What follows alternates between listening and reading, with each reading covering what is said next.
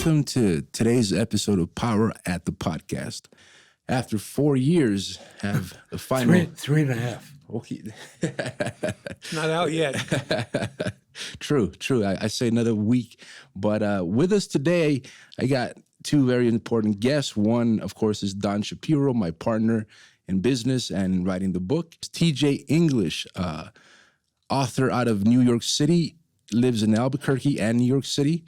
He's a 7-time New York Times bestselling author. I've known him for about, how many years is it now, TJ?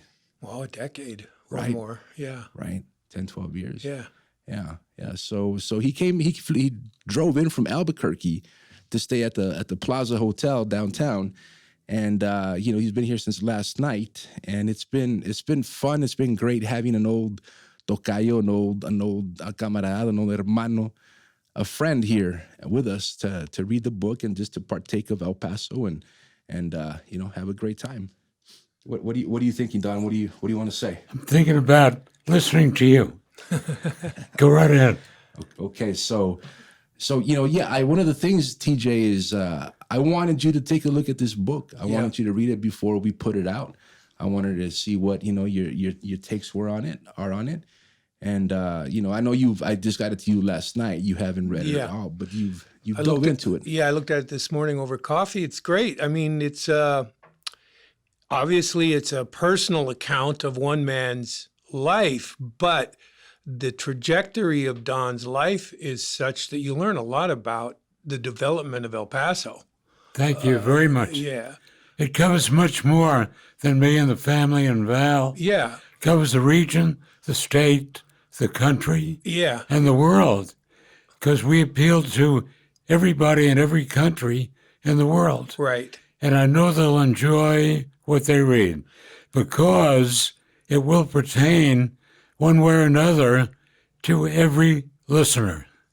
Yeah, it's a man in his times, the times in which you've lived. So you've seen a lot of things and your share of ups and downs. And most of them were up. And risk-taking, taking risks. Very much so. Going with your instincts. Most of these things have paid off. I didn't risk a lot. It was just my life several times. It was an adventure. One of the things when they always ask Don what brought him from New York to El Paso, it's as simple as adventure. Exactly. Yeah, he came down here much like Kerouac and On the Road, a road trip. It really was Don leaving New York with like $40 in his pocket. And each one. No, we started with 100. We got to El Paso. We each had $40. My partner and I, Harry Katz. Yeah, so they spent time in Fort Worth. Don did some cotton picking. He was fighting in the stockyards in Fort Worth, Texas. That's the whole story. Yeah, I mean, I'm just saying that. Who would have thought that? In fact, I was working 2 jobs. One was in an aircraft factory, unloading boxcars by hand with no equipment. My partner was Dewey James, who was the middleweight champ of Fort Worth, Golden Gloves. And I was a wrestler, so we were fighting each other in between getting shipments so we wouldn't get bored. Yeah. So that's one of the things that I appreciate about my friendships and connection to New York City. And I guess it's natural because El Paso and Juarez in its own way is a port town. It's an immigration town. And there's a certain spark and charisma and a chispa that elicits from the region. And I think both you and Don, being New Yorkers, being from the most important, immigration port city of the world, and you guys are gravitated to the Southwest. You chose to buy a home in Albuquerque. Yeah. So I love that you guys come to the Southwest. What is it about the Southwest and Albuquerque and Nuevo Mexico and the frontera? Well, to me, it's the contrast between those two worlds. You go from New York to the Southwest and back, it's like different planets. Well, but yeah, everything is so different. The climate, the environment, the way the people interact. So I wind up appreciating both of these worlds even more. When I come out to Albuquerque, spend time here, I love being here, but I also love it when I go back to New York. I feel re-energized. I like being back in the big city. So they complement each other so well. And I feel lucky, blessed, really, to be able to have a life that encompasses two universes like that. It's a great contrast. Yeah. Very, very much fun, very exciting, and a great way to live. Yeah. The If you two can do cities it. are so different, but alike in a lot of ways. Yeah, and Well, you know, Don, I want to ask Don a question because it kept coming to mind for me in the reading of the manuscript. How much do you think El Paso was responsible for these successes that you've had in your life? Could you have accomplished this anywhere, or is El Paso an integral part of all this? That's a very difficult question and a very good one. That's why they pay me the big dollars. Actually, El Paso was an integral part of my life and my wife Bobby, and it was our first home, and we love the people, we love the area, and I love the business we've done here. They welcomed Bobby with open arms and socially, and they welcomed me business-wise. Every door in the city was open to me. And beyond that, it was the same in Juarez.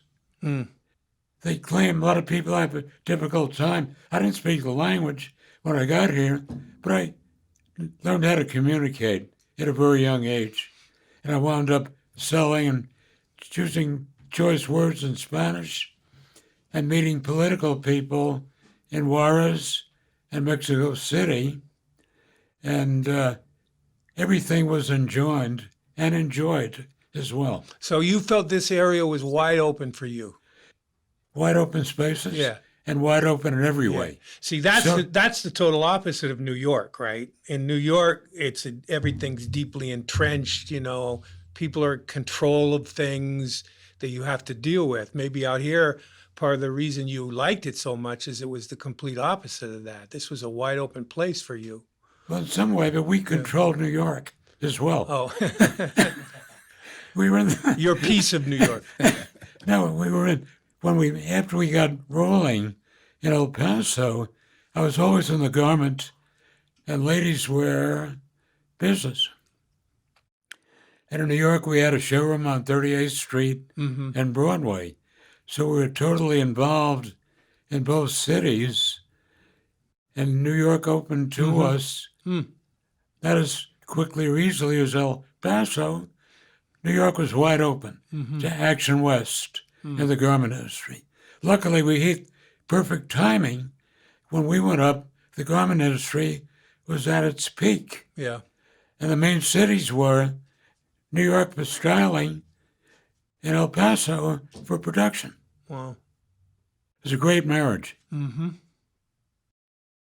Val, I want to ask you something too about this book, about Don's memory. I know Don a bit through you. I've gotten to know him. I like the guy a lot. I notice he has a very vivid memory of these things, which is something you cherish as a writer. Absolutely. Because you sit down to get someone's story, and a lot of it is dependent on how good their memory is and how precise their memory is.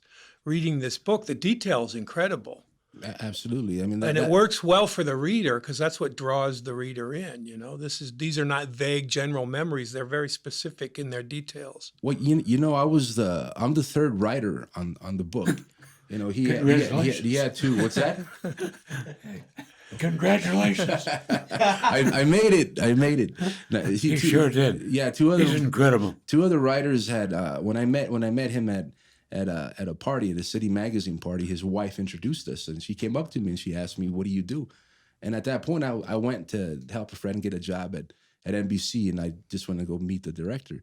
And I didn't really want to be there, and I was in transition. I was going to go to Albuquerque or to Austin.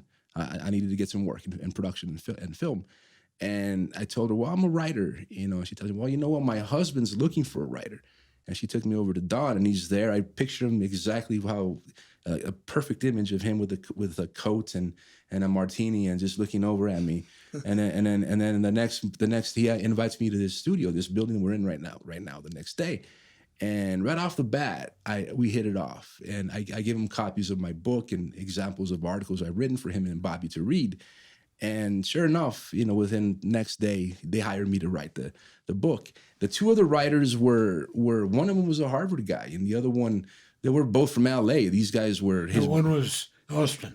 Austin, and The Harvard. other L.A., Hollywood and Austin. So they had done some work previous to. They had about 170-page manuscript, of which, after reading it, I would say like 40, 50 pages were decent. The rest of it was just, shit. It just was them not being from here, not really caring about El Paso and Juarez, and just doing a work for hire. They had done the interviews with Don? Some of them, They yes. did. Yes. Yeah. There were several interviews. Yeah. So out of that, And there was transcripts of all those interviews for you to use? Right. yes, and so I came on the project and I read through the book. I brought Richie on as well to kind of help me filter out what information, what is valid, what can we use to build our book here, and so through that we conducted a whole series of interviews. Again, I tell Don, if I want to interview all of your friends and colleagues and associates, why not shoot it? Why not film it? I'm a filmmaker, I that's one of the things I do. So let's start a documentary. He didn't want to do a documentary, but he wanted to do a marketing company instead.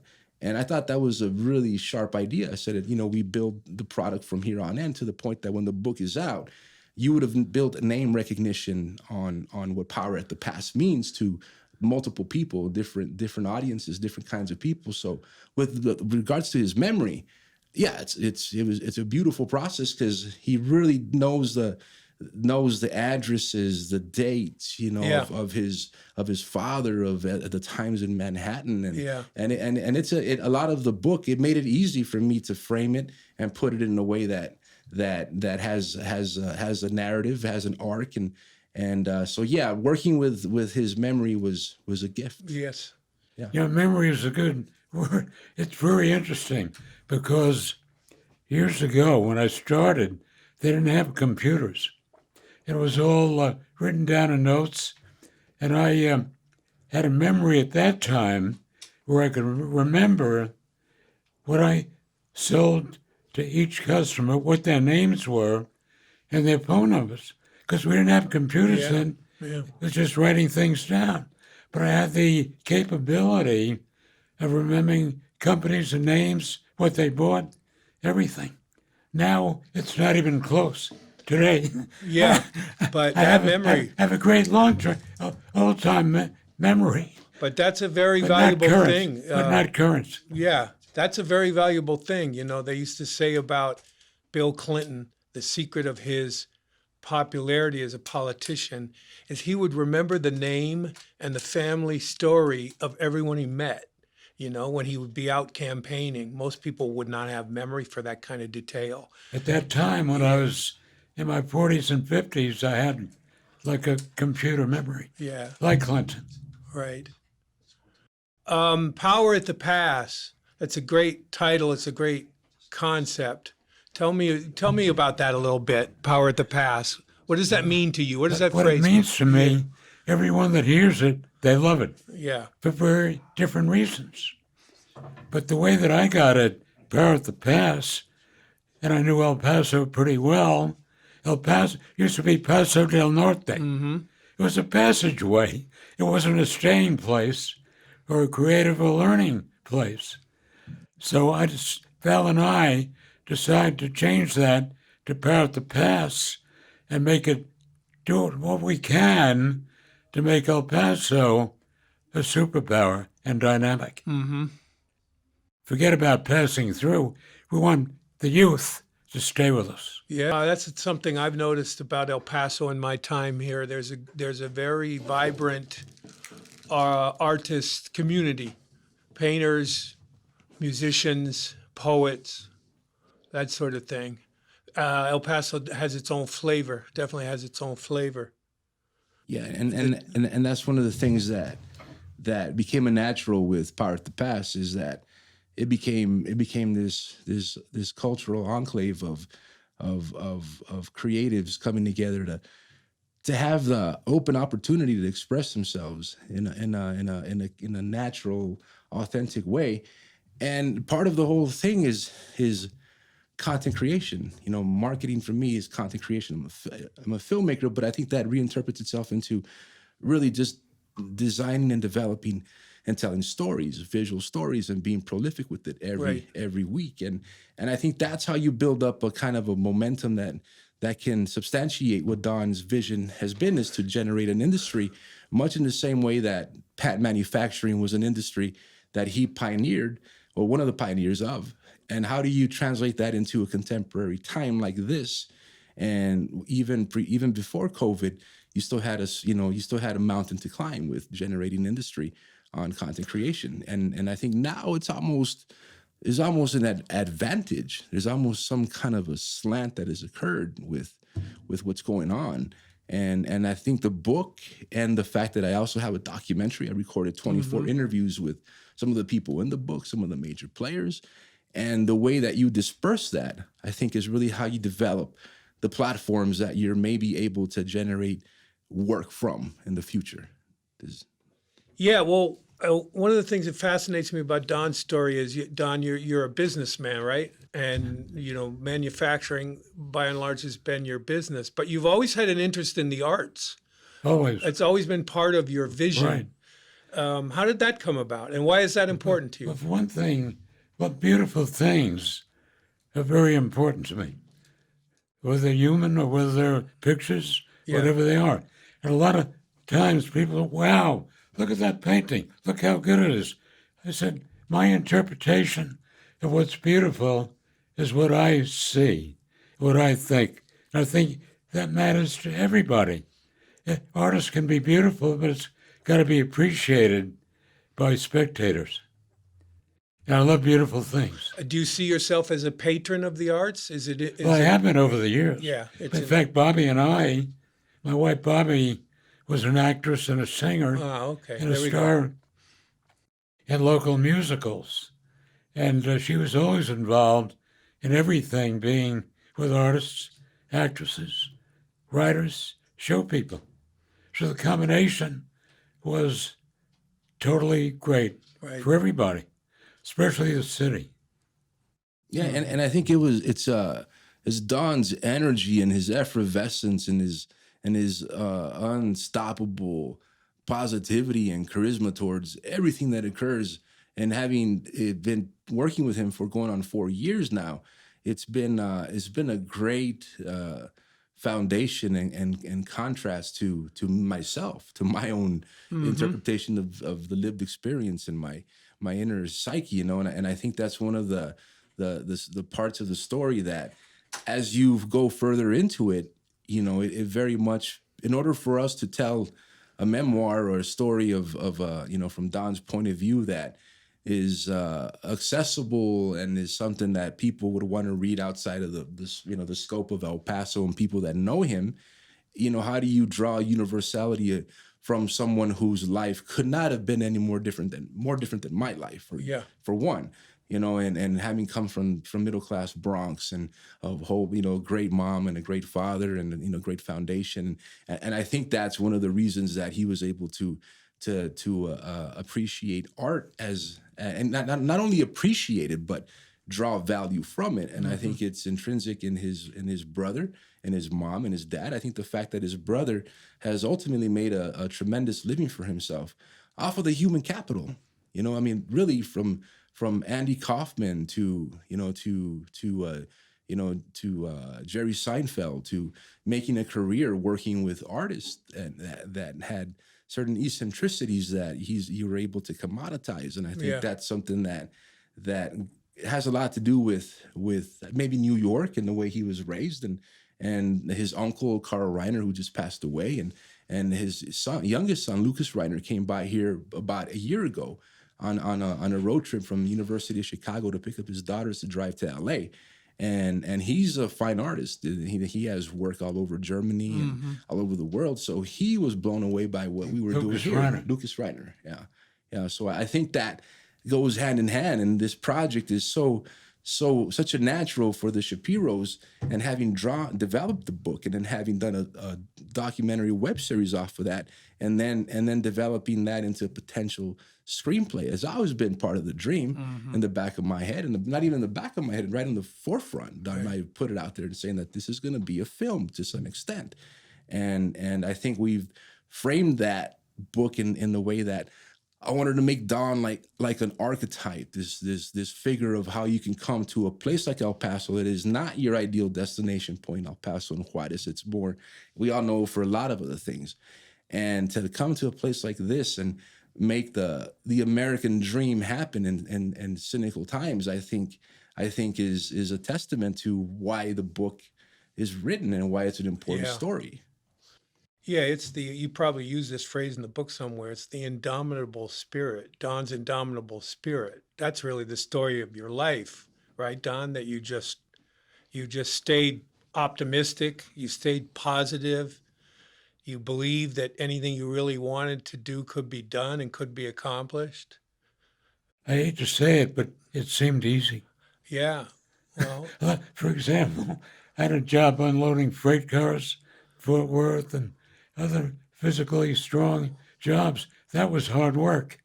What I did in selling and meeting and talking was great business, but it was like a recreation for me. I didn't consider it difficult. So have you ever had to deal with disappointment and depression in your life? Or you always are positive like this? If I did, I can't remember it. Right. But let me give you an example of what I'm talking about, which will explain it. My parents, we have parents, they asked George and I, how do you manage to be successful? As you are, Don is? And we said we picked the right parents. And they were great in every possible, conceivable way. Yeah. They were good looking, they were great with people, they were great communicators. Yeah. Ira was the best salesman. My father, Ira Shapiro, came over from Russia at 7, and they were working on a little farm. And he never went to high school, but one of the people out of New York said, I'll hire you in New York as a shipping clerk. And Leo Gottlieb. So Ira said, I'll take it. So Ira took the job shipping because it was simple. He was very strong naturally and brought up on a farm. So after about 3 weeks, he said, Leo Miller, I'd like to sell for you. Can you give me a job selling? He said, what do you mean? You have no experience selling. Ira said, don't worry. Give me a chance. I will outsell any salesman you ever had. A 16-year-old didn't go to high school with that personal ability to talk to people. He got the deal. It became a huge success. That's what it is. The secret of a good salesman is his ability to talk to people. It's one of them. Yeah. The other extremely important thing is be a good listener. First, be a good listener. Yeah. Don't even spell one word or say one word. Yeah. Until you do a great study on your subject or client. After that, it's easy, but it helps if you have a love of people. Right.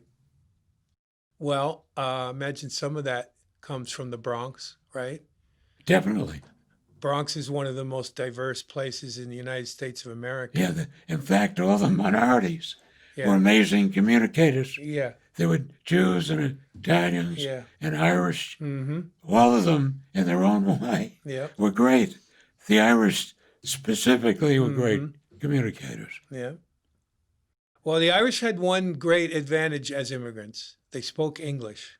True.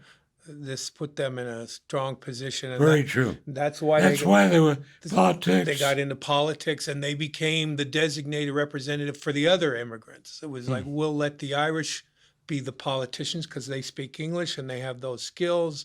So they became the first, local congressman or senator or representative. And the Italians were great communicators, singers, everything. Yeah, Italians had the nightclubs and But those three minorities really. oh, that's how the United Was a States was natural. created: the Jews, the Italians, and the Irish. I mean, that generation. You know, Exactly. now it's something different, but um, yeah. You have an amazing analytical mind. Well, a lot of it is I spend a lot of time researching stuff. You know, that's what I do.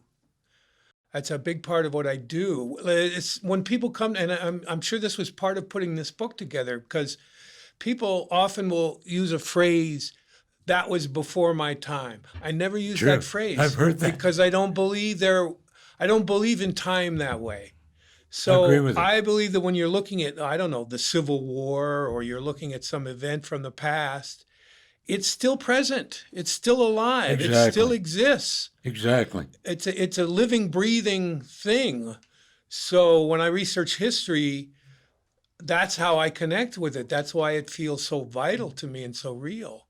And I'm sure when you were looking back over your life and piecing your life together, that you felt that way. These are events that happened 50, 60 years ago, but they still determine who you are today. Very true. In Yeah, fact, I really was, as a child, I was sort of on the shy side. Mm-hmm. But when I was 16 and 17 and out of high school, and I my weight was 130 when I went into the Navy, and I was 5'6". In a matter of 2 or 3 months, I was 5'8" and 160 pounds, and in great shape through the training. in So the that Navy. was muscle. You weren't eating pasta every day and getting fat. You were It was all putting on muscle weight. muscle Yeah, and guts. yeah. one of the Well, I put on about 30 pounds every time I come down here to El Paso. well, Albuquerque first, all that carne adobada and the tortillas. That's how that happens. Albuquerque seems like lean cuisine compared Right. to El Paso. Those mounds of sour cream on top of everything are But killer. you're right about weight, because when I was boxing and wrestling, people would check my condition. Just looking at me, they told me, "You're in rock shape." And it was like when I was a wrestler, just starting boxing, I would have football players hit me in the gut with all their might, one shot, and I could hardly feel it other than a slap. All right, we're going to do that later tonight after we have a couple martinis. Right. You know, one of the things Don't on be the the victim.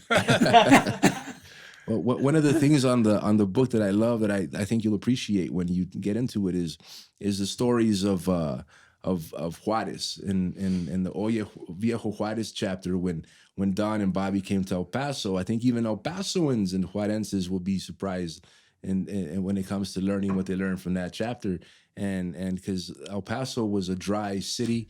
There was no, you couldn't get alcohol in the restaurants and the bars, and so everybody was going to Juarez.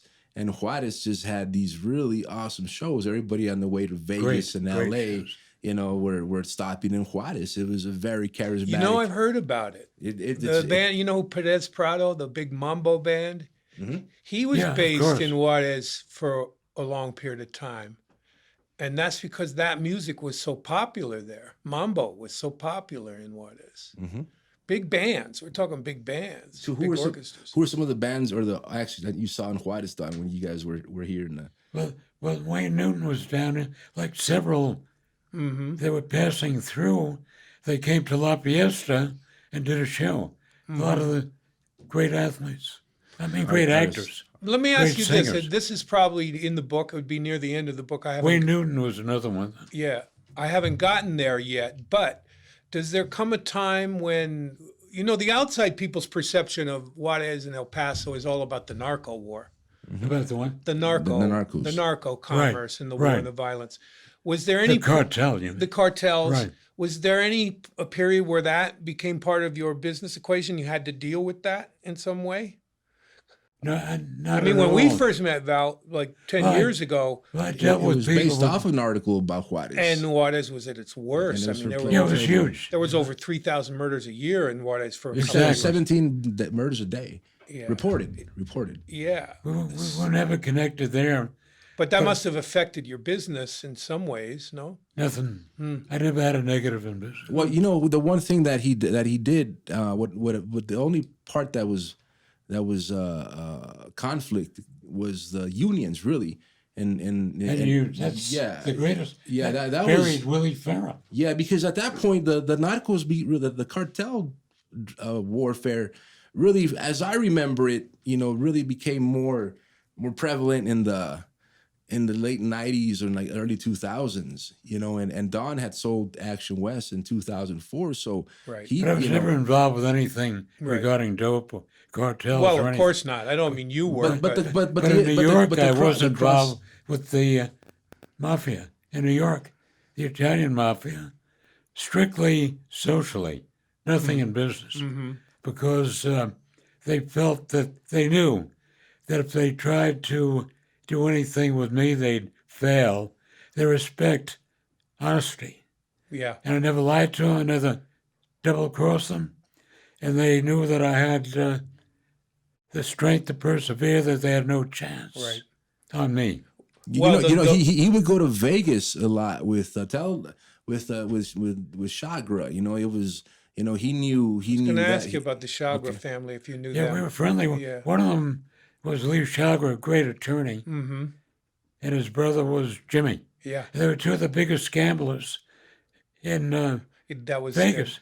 Caesars. That was their downfall, and to an extent, right? One of them had a serious gambling issues, ran up some debts. Well, they both serious gamblers. But Lee's another story, totally. We'll tell that in the book, but it's a long story. But he was a great attorney, very personable. Yeah. And people loved him. Because of his gambling, you had friends, 50 and 60, get a private plane paid for by Caesars and comp the hotel. Oh, yeah. He was powerful. I've known people with gambling habits, addictions. There's nothing like it. People think that's not as serious an addiction. I know people who have had gambling addictions, and it's the worst. Let me give you a comment on gambling and addiction. If you're addicted, you lose. Yeah, exactly. But if you're a good Eventually. if you're a smart gambler and know the odds and know the game and know the character people you're dealing with, you can win. In fact, I would win about 90% of the time in Vegas. And you knew cards. You knew when to quit. Well, I knew the numbers. Yeah. I knew it was mainly in blackjack. I knew every play, every computation on every play. Huh. You were visited by the family of the Gambinos. Remember that the one time they came to solicit your work for a trucking. The trucking, but Gambino was the biggest trucker in New York. Sure. In Yeah. fact, the unions helped put Willie Farah out of business. It was a secondary boycott because the other union, Amalgamated, was picketing. So they worked with the Amalgamated, and Willie would have won with the workers. But what they did was stop shipments to Macy's and Gimbel's. They wouldn't deliver. So Willie got hurt bad because he couldn't deliver his product. There's a story in there about this guy, Cheetah Bella. This story you love, TJ. This guy here was a pilot for hire. And he was a mercenary. He was hired by the mobsters, by businessmen, politicians. Don would hire him. He's a big 6'3" guy, lives out in the northeast part of El Paso. He still has his chopper in his front yard that is riddled with bullet holes in it, because the most famous feat that he did was fly into Tierra Maria prison during a lunchtime, and he was hired by Mexican cartels. He flew in, and I guess the guards were shocked or didn't know what to make of a chopper pulling in. Or they were in on it. it. True, I never thought about that one. Maybe. So two cartel guys get in the chopper and take off. And were flown away by my pilot. Nice. Yeah, so That's how I would want to leave prison if I ever wound up there. Yeah. So those are, and then he had flown down to Amarillo to go pick up some at an auction to go We pick made up deals some on closeouts from Levi, where they sold very expensive washing machines to us pennies on the dollar. And that's how you started Action That's West. part of the Action West happenings. So yeah, there's a lot of these really great stories that almost like There Will Be Blood, only minus the character of Day Lewis, but Right. when it's like the making of the Southwest and why Juarez blew up the way it did, Yeah. and his friends were That's the ones. what's so fascinating about it, I think. Yeah. I mean, it's one man's story, but it's a man in his times, and it's the development of this area. And the borderland is a very unique place. Very exciting. Yeah. I mean, there's a lot of hustlers here. There's a lot of commerce on all levels, both what I call the underworld and the overworld. You have That's an old phrase. Yeah. Yeah. The underground economy That's another story. is vibrant in all border cultures. That's a big part Very of it. true. Wrap up our conversation here. It's There's a lot more. there's a lot more we'll return to. be continued. To be continued. Yeah. As the book is going to come out. I want to say right now we're literally doing the last proofread on it and some things here and there. So I give it about 10 days to a week. We'll have it out. We'll send you a copy. You're going to be in New York City. Great. That way you can finish reading the actual book itself. Yeah. And then from that point on, we'll figure out how to continue the conversation. And with that being said, TJ English, it's an honor and a pleasure, my man, to have you here My in pleasure. this My seat. pleasure. Don Shapiro, thank you very much for who you are and being your wisdom. forthright, Thanks for your wisdom. Thank you. Your stories, your energy. Richie, thank you for your persistence and just being a rock. It's my great pleasure to be with you guys. You're great on interviews. Both of you. And Nikki Martinez over here for DPing with the beautiful Black Magic setup that I'm so excited to have her helping us out. So with that being said, I look forward to having the book out, giving you more information on that. Follow us on Instagram, Power at the Pass, and Facebook and Twitter. Don't really use it too much, but we are on there. Again, thank you very much. And till next time. Y en el barco se encontró haciendo atole de uva y haciendo atole de uva y en el barco se quedó. A mí no me quema mamá, a mí no me quema papá, a mí no me quema nada, ni la candela ni la guarra. A mí no me quema mamá, a mí no me quema papá, a mí no me quema nada, ni la candela ni la